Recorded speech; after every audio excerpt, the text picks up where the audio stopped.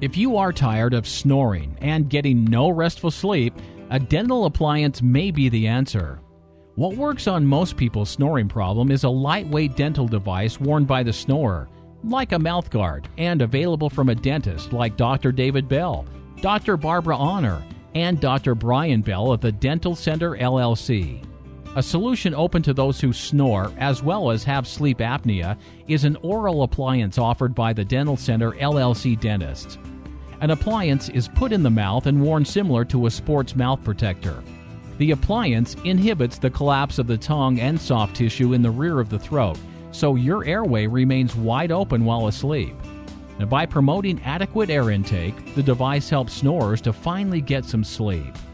Snoring impacts approximately 30% of individuals in America, while secondhand snoring, or being kept up, or maybe having your own rest disrupted by a heavy snoring partner, impacts about 73% of individuals who sleep with somebody that snores.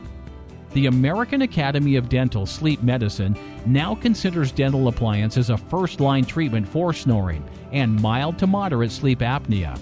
They are also ideal for patients with severe sleep apnea.